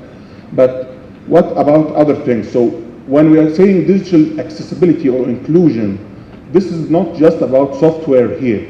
We're really about talking about a lot of things. We're about talking about spatial inclusion, because now the digital things are coming there. We're talking about hardware advancements. We're talking about a lot of things. So if you see here, I'm playing this a short video. So we have seen this Apple Pro Vision, and before it was the Microsoft HoloLens. But the usability factor of things are very important. There are other companies that are really working on things. So this is example, for example, of an AR device that is going to be useful, and particularly for communication, people having communication disabilities, if you have texting and, all of these layers of technology. So you have all of these tools going around, whether machine learning, AI, you have IoT, you have all of these metaverse tools that are coming now into play. So all of these things need to be a little bit more regulated. Thanks, Abel. We'll come back to you again, just so that we So let me talk about this slide, just one brief. So when we're talking about standards here, when we're talking about these devices, we have to put into account also there are medical aspects of that, and there have been, there are part of these assistive technologies that can have medical implications. So we need to consider medical regulations. There are also content, and there are also lots of effort. So I'll just leave this slide and we'll pause it for. Thank you, Abdel. I'm sorry to cut you short, but we now begin to see how innovation plays a critical role in our lives, and how standards help to enhance functionality, and to be sure that we are not just innovating for the sake of it. Chris, would you kindly just unwrap what this phrase really means for us, inclusive innovation? What does it entail? What does it require of us to be cognizant of? And, why do we need to understand this?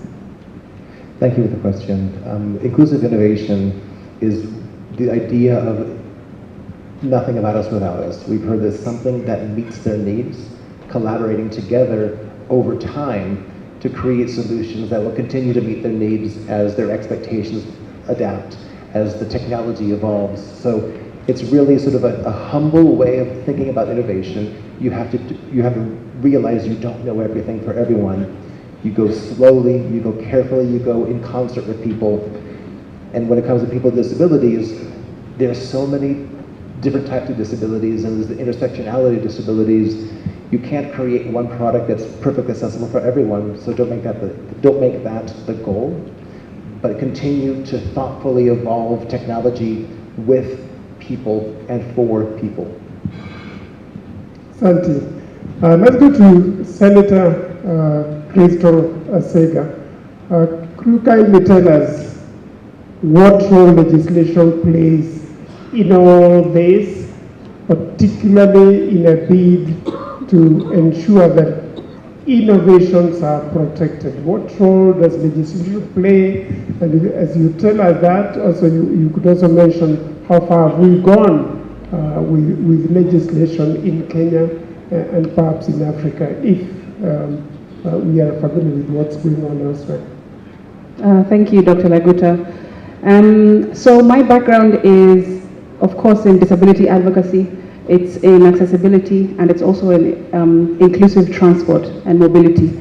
And I've been doing that for several years. I wasn't born with my disability, but once I acquired it later in life, I, of course, started to understand the importance of having these kinds of things embedded, of course, not just in society, but in law. And then I got a chance to become a senator out of absolutely nowhere. But here I am now basically taking my advocacy from the streets and doing it in Parliament. Now, the importance of legislation is everything, but it's only half of the equation. There's legislation and there's implementation.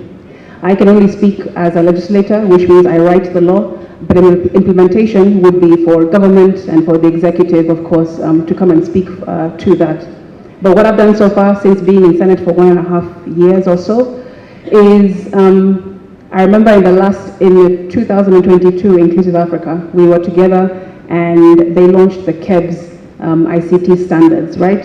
That happened in 2022. And I was there and I remember understanding the importance of that piece of standard or principle now that it was used, to be used and to be implemented. Now, what I've done since then, Dr. Laguta, is that I've been able to embed that in my PWD bill, which is the Persons with Disabilities Bill. I have 4 different bills. One of them is the PWD bill, one is the Kenyan Sign Language Bill, the Learners with Disabilities Bill, and the Start-Up Bill. Those are the 4 that I've been able to push unanimously through Senate so far, and I've got 6 more to go. And in the PWD bill, I've been able to embed and anchor the ICT standards that were developed together with many partners who are in this room and at this conference, and KEBS as well. So we at least have one step forward to a more inclusive Kenya in terms of ICT and tech. And it basically mandates any company, whether, any organization, institution, public or private sector, to have their ICT products and services, etc., whether they are web-based, non-web-based, or hybrid, to include and to embed the ICT standards within them, so that we are moving to a place where if you do not have those standards embedded, if you're a bank, if you are a school, if you are a manufacturing company, then you can have punitive action faced against you because you are leaving out the biggest minority in the country if you do so. So it's been something that's very important to me, not just as a VIP myself, but also now somebody that represents people with disabilities in Parliament. So yes. Thank you, Senator. Let's turn back to Shoaib. Shoaib, to what extent has our continent achieved the ideals of inclusive innovation?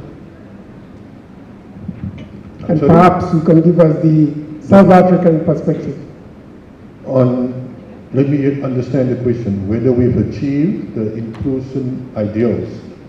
Yes, the ideals. To what extent have we been able to achieve the inclusive, the ideas of inclusive innovation?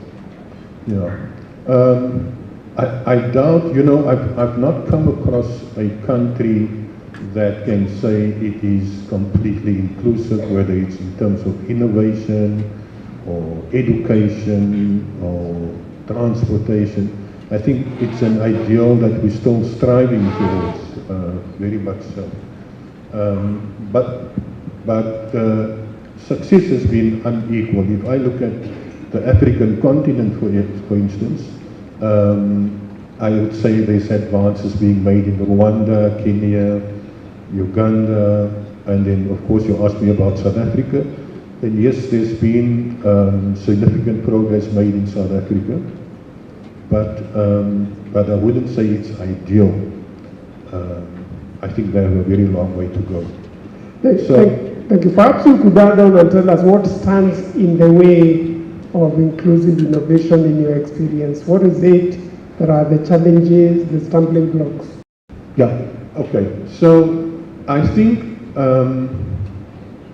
if I look at the South African experience, I would say that if you look at the initial period where the most legislation and policy advances were made in terms of inclusion for people with disabilities, it was a period, the initial period from 1994 until 2005-07. And I think that initial time was immediately when President Nelson Mandela became the president of the country. It was a free South Africa. It was a spring, sort of political spring, where the government was open to new legislation and diversity and inclusion. And then I think one of the main reasons that stands in the way, and I have to emphasize this very clearly, is there's very little pressure on the government to become more inclusive.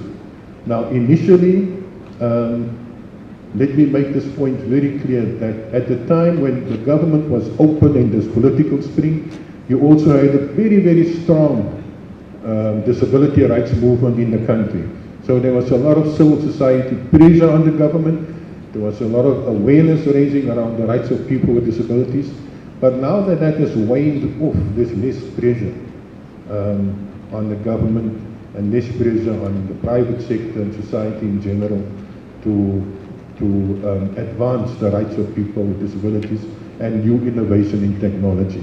But I would say largely there's awareness of innovation and accessibility Thank you, Shane.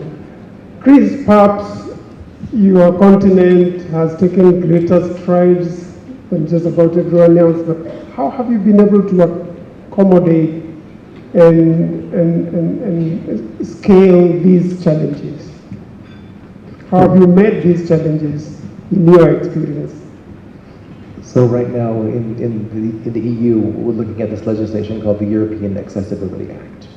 And this is it is a directive that is put forth by Brussels and is being harmonized and transposed with each of the different countries. The interesting thing is each of these different countries are doing it slightly differently. They'll take 85% of the legislation or 90% and add some small things from place to place. So it's creating a bit of confusion for companies who want to be able to do the right thing. So as we look towards building standards, we need to understand the balance of consistency, but also identifying those areas where you have to make a change because it's important for your people. But you don't want to necessarily vary from, say, this EN 301-549 standard, and I'm sorry for the acronym, this is what it's called. You don't want to vary from that for no reason, because it makes it more difficult for companies to create thoughtful products for you. But where it makes sense, say for a wheelchair built in Norway won't survive in Africa. It wasn't designed with those needs, so don't take their specification. You might want to take part of it and then make the changes necessary.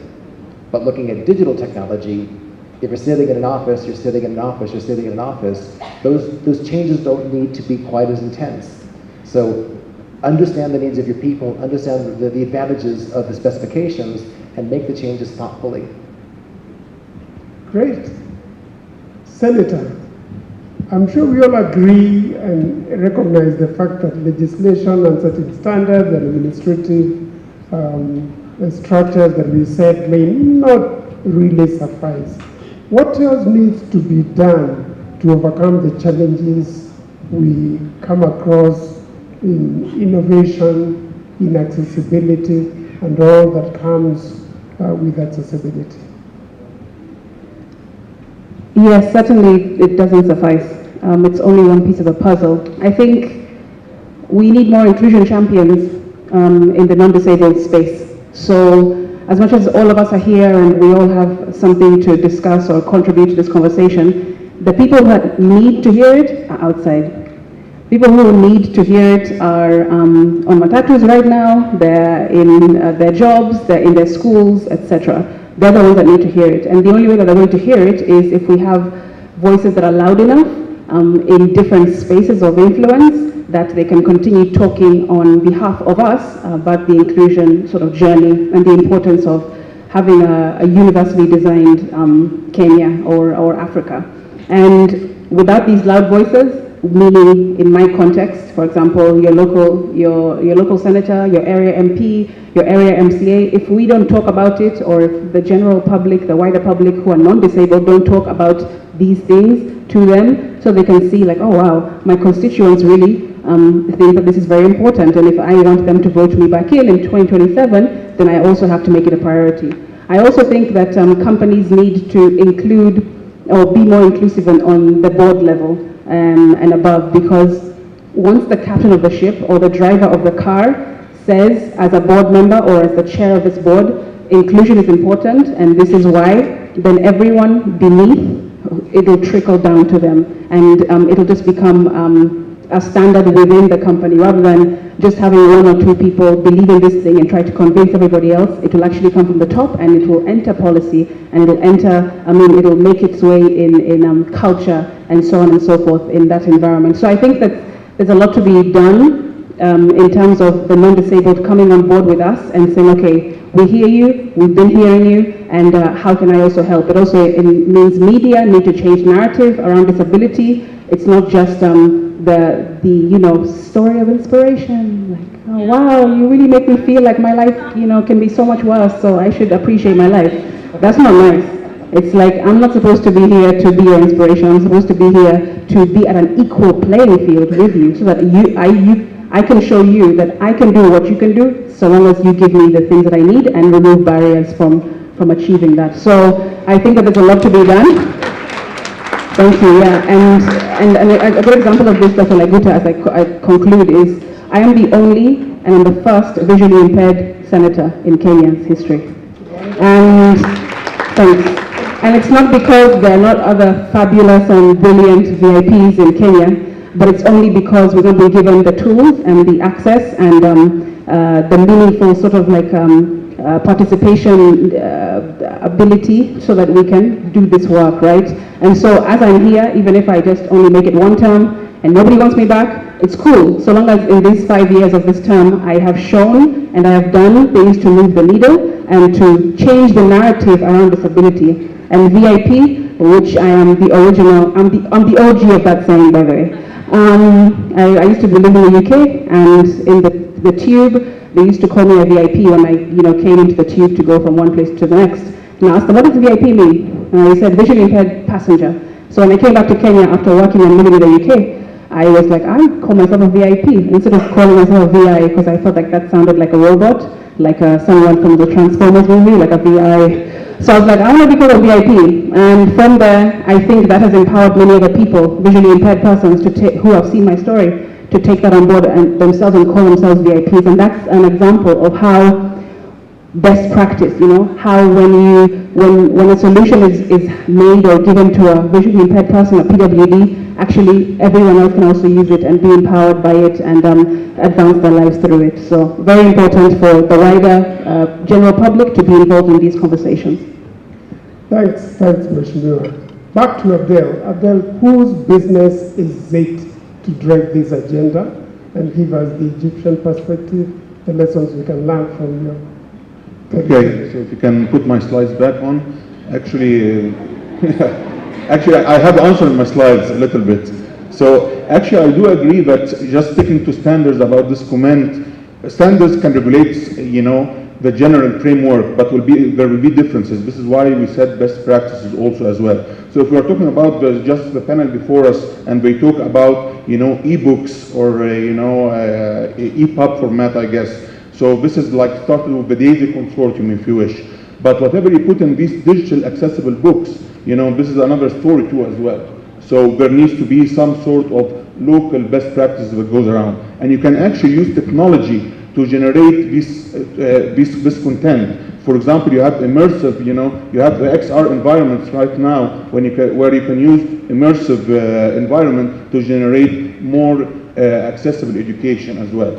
So in Egypt, for example, we are talking about law. Yes, we did have in 2018 Law 10 for rights of people with disabilities, and this was really a quantum leap. This is similar to the American Disability Act, if you wish. You have to work really in integration among all entities. But if you go again to the report on assistive technologies, so you have to, and if you look at the assistive technology gap analysis, there is also a huge gap in availability and affordability as well. Because, okay, you're going to teach accessibility, but the people need to have these tools in their hands at an affordable and affordable prices. So you really need to stimulate and support the whole R&D system as well as the entrepreneurial system. Maybe in more advanced countries, if you wish to or more established regions, if you go in Europe or in the US, you have very well established research entities, very big companies. Maybe in Africa, if I may say, the ecosystem might not be as well equipped as that. So one point of view, as we saw, is to create one entity as NATE in collaboration with other stakeholders from the Ministry of Higher Education and Research, where you can institute a one-stop shop to enable innovators, developers to come to this place from all universities, from the research centers and things like that, to kind of develop their own local products and put an added value to it, because the financial part is another aspect to it as well. And actually, this is actually a video. There are actually multiple examples that are happening in Egypt right now. This is an example of a technology park at the MCIT. NATE is part of that, and you can see here where we're trying to drive innovation for things to move forward. So I'm just trying to be very quick because of time, I know. So we are fast, we are really fast. But thanks very much, Chris. Should we attach the principle of intellectual property in these innovations that are inclusive and just hope that we are able to reach those in need? 1 minute to go. What a question with 1 minute to go. I think much of the ideas and concepts exist in the public. You look at platforms like Android. Much of Android is public. Much of Chrome is public, and these are just two examples of platforms that are thoughtfully designed to support people with disabilities. You have many companies competing and providing free technologies to support the community with different kinds of disabilities. There needs to be a balance between openness and innovation. You want to empower a startup to be able to make a viable business supporting people, but you also need to make sure that these technologies are affordable enough to be able to meet the needs of everybody. So I'm frankly not smart enough to know whether all of this needs to be free or not, but I think what we need to do is we need to empower startups to support the community through technology. We need to make it easy and simple to do the right thing for the people, but also make it worthwhile. Thank you, Chris. Is the minute over? Now you have 5 minutes to the last minute. But that's with the light touch. Thanks very much. Let's give a big applause to Dr. Laguta. Dr. Laguta, yes. If I could just, in 3 seconds, yes. I'm just requesting, because I'll need to leave very quickly. I won't be able to stay with you all for lunch and network. However, I do have 3 young girls that I'm with. They are 3 kids that I take care of. Marion, Yvonne, and Jane, and they are deafblind. They have Usher syndrome, all 3 of them. They're 3 sisters, 12, 10, and 8, and they're in the room. And if there are any discussions being had about deafblind, technologies for deafblind, I would really love for someone to approach their caregivers, Beryl or Gideon, who are here with them, so that, because I'm leaving and I won't be able to get that information, so I hope that anyone who can assist our 3 girls can also talk to us. Thank you. Thank you very much. We hear you. So thanks so much. We had a great deal more to share with you, but for these, restrictions on time. So Santani Sana, that brings us to the end of this panel discussion. We've had very clearly There's a lot cut out for us to do. It is not an easy task. It requires all to come together and ensure that that which cannot be generated to ensure inclusion in a more manner, we will join hands to ensure that our resources are pooled to achieve the best that we can. I'm sure there's a lot more we'll learn in this conference to enhance our discussion. So thanks very much, and I clap for me.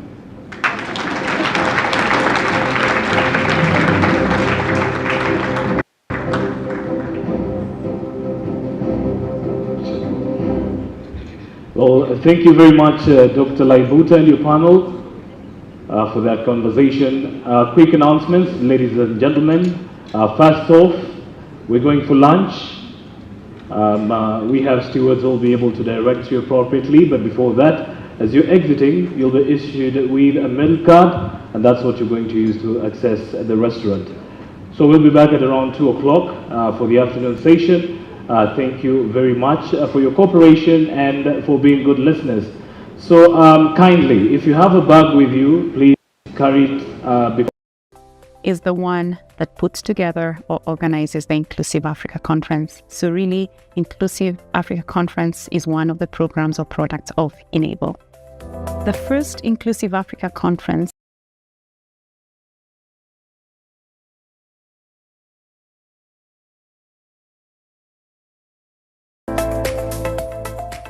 So we ended up doing a virtual conference in September of 2020.